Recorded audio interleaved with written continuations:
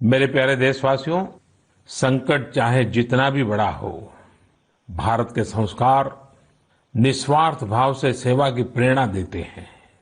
भारत ने जिस तरह मुश्किल समय में दुनिया की मदद की, उसने आज शांति और विकास में भारत की भूमिका को और मजबूत किया है। दुनिया ने इस दौरान भारत की विश्व बंधुत्व की भावना को भी महसूस किया है और इसके साथ ही दुनिया ने अपनी संप्रभुता और सीमाओं की रक्षा करने के लिए भारत की ताकत और भारत के कमिटमेंट को भी देखा है।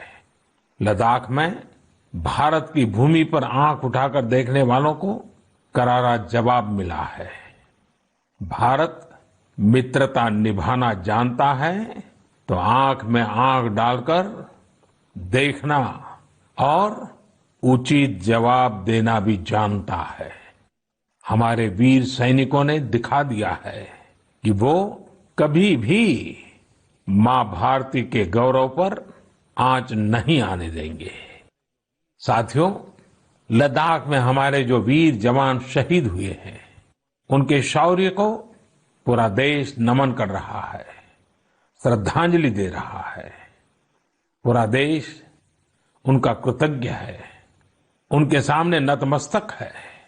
इन साथियों के परिवारों की तरह ही हर भारतीय इन्हें खोने का दर्द भी अनुभव कर रहा है। अपने वीर सपूतों के बलिदान पर उनके परिजनों में गर्व की जो भावना है, देश के लिए जो जज्बा है, यही तो देश की ताकत है। आपने देखा होगा, जिनके बेटे शहीद हुए, वो माता पिता अपने दूसरे बेटों को भी, घर के दूसरे बच्चों को भी सेना में भेजने की बात कर रहे हैं। बिहार के रहने वाले शहीद कुंदन कुमार के पिताजी के शब्द तो कानों में गूंज रहे हैं। वो कह रहे थे, अपने पोतों को भी देश की रक्षा के लिए सेना में भेजूंगा। यही हौसला हर शहीद के परिवार का है। वास्तव में इन परिजनों का त्याग पूजनीय है।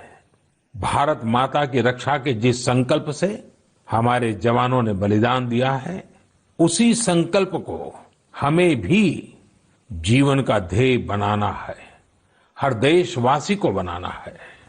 हमारा हर प्रयास इसी दिशा में होना चाहिए, जिससे सीमाओं की रक्षा के लिए देश की ताकत बढ़े, देश और अधिक सक्षम बने, देश आत्मनिर्भर बने। यही हमारे शहीदों को सच्ची श्रद्धांजलि भी होगी। मुझे असम से रजनी जी ने लिखा है कि उन्होंने पूर्वी लद्दाख में जो कुछ बता रहे हैं कि वो इस और बढ़ चले हैं। इसी तरह तमिलनाडु के मदुरई से मोहन रामामूर्ति जी ने लिखा है कि वो भारत को डिफेंस के क्षेत्र में